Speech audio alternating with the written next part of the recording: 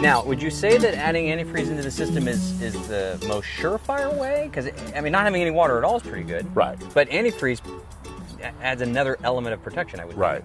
So, well, yeah. So whenever we fill it up with antifreeze, we're taking the water out.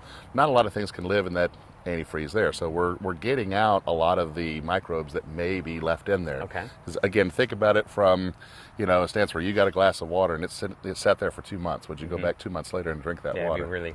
No. So when we take that water out and we fill it in with antifreeze, of course we have that. The cool thing about antifreeze is it still freezes, but it doesn't expand when it freezes. Interesting. Okay. Yeah. So, I mean, it may be rated 25 below or 50 below. Even if we get down to super cold temperatures, and I would say you're RVing wrong at this point. If you're 50 below, you're not doing it right. Yeah. Even if it freezes, it's just going to slush. Gotcha. So it doesn't expand. But it is food grade. So should it stay in there? When you dump it out, you don't have to worry about any problems with it. Yeah. It's fine. But no, having that in there to me takes the place of what could grow in the months that were winterized. Gotcha. All right, so let's talk about how to get that antifreeze into the system, because it is a little bit different. So, we've got an Airstream. It's pretty simple because we got this big freshwater tank. So I could get maybe a gallon, put it in there, turn on the water pump, put all the faucets on, turn the toilet on, and just let it until pink starts coming out of the faucets, right? And I'm good to go.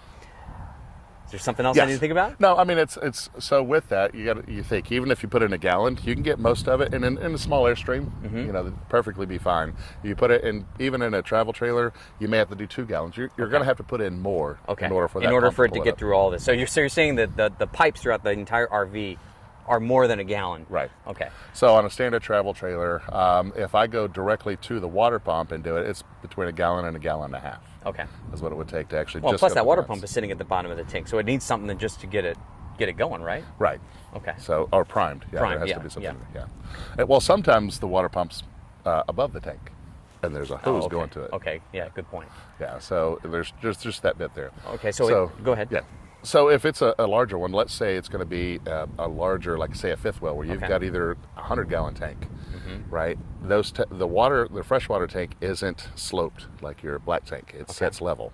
So you pour in a gallon, you may only be able to pull out half a gallon because it's sitting there. So with something like that, where we have the water-based system, or say a Nautilus, this is where we would go ahead and put it on winterize. It does 2 things for us. It bypasses our water heater. But what it does is it allows us to actually pull, not by pouring it into our holding tank, but all we have to do is take that hose and put it into our solution, so our antifreeze, and it pulls directly. We're siphoning it in, and then winterizing it automatically handles all those bypass valves, making it kind of simple. Right, makes it easy for us, right? Okay, here we are in front of a Nautilus system. This is a popular system. They're on lots of different Towable RVs, mostly, right? Yes. Okay, so let's go through this of what you were saying about turning it to winterizing mode, and then how to get the antifreeze in here and all that stuff. All right, so the Nautilus always gives us a map. Now, there's several different, models of the Nautilus, so you really want to consult the map that you have. And so what we're going to do is, if we're going to winterize, what we're doing is we're bypassing the water heater. In order to do that, we see that the winterize has to be in this configuration right here. What this does is that bypasses the water heater, but it also bypasses the holding tank, allowing us to get the food grade antifreeze in.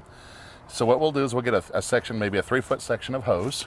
We're going to go ahead and disconnect our city water hose from this here. We'll take a 3-foot hose, connect it to our city water tank, and then we'll drop that into a 5-gallon bucket. And this is where we'll go ahead and pour in our antifreeze. The reason why I want to do that versus just putting it in the in the hose into that 1 gallon, you're going to be running back and forth every time it runs out. So we'll just go ahead and put that in there. And then we're going to siphon it in by changing these up? Or no, it's already changed up. So now what happens is we're able to go ahead and use the water pump.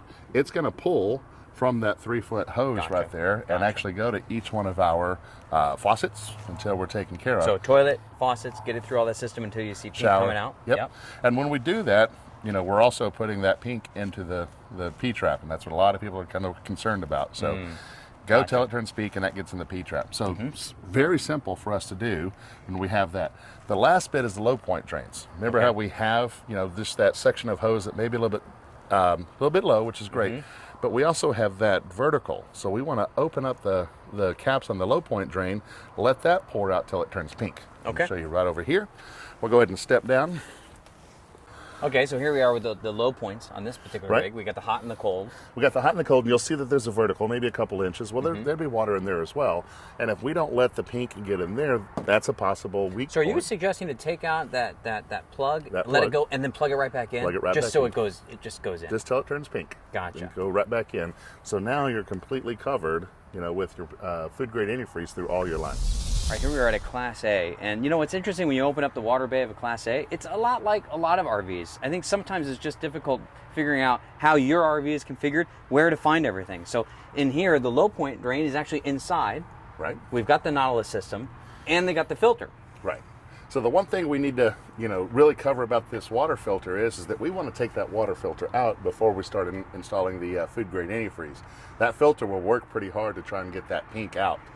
What some people will do is actually even take a water bottle, drink it, put the cap back on, and stick it in that water filter housing, because that just takes up more room. So you don't have to fill all that up with, of course, the food grade antifreeze. Gotcha. So just a couple tips, but definitely want to take your water filter out. If you have a whole house water filter, you want to take that out. Go ahead and put the housing back on, but take the filter out. Okay. And then do you leave it in winterizing mode all winter long? Yes, you can leave it in winterizing all winter long. Okay. Yeah. All right. Of course, right? Okay, now what if you don't have a Nautilus system, like the bus behind me? It doesn't have one of those. Right. So you can do a couple things, like you said at first. You may have to buy a couple more gallons and pour that in. But the chief thing for us to do is just to locate where our water pump is. One side, is going to be where it's drawing it from the tank, and all we have to do is get a little adapter, just a section of hose and a 1/2-inch adapter. Go ahead and just disconnect the hose that it's going to the tank, and reconnect a small, basically what we call a winterization kit. Okay. It's just a hose, 1/2-inch fitting. You tighten that on, stick it into your antifreeze, do the same steps. And it just bypasses that. Bypasses just the holding tank. Okay. It does everything else for you. It goes through the water pump and everything else that you're doing. Okay. And then is the best way to get it, if you don't have the siphon system through Nautilus and Water Bay, is the best way to put the antifreeze in the freshwater tank and then just use the water pump? Easiest way. If you don't, Easiest way? if you're caught off guard and you have access just to the antifreeze, just buy a gallon or two more is all. Okay. All right. That's all you have to do. So, this might sound like it's complicated. It's simple in theory, but there's a lot of steps. And so I think the checklist for this is essential, Yes. right? So that way, if you've got the checklist, you know exactly what to do, when to use the kit, how to use the kit. So we'll provide more information on that. Right.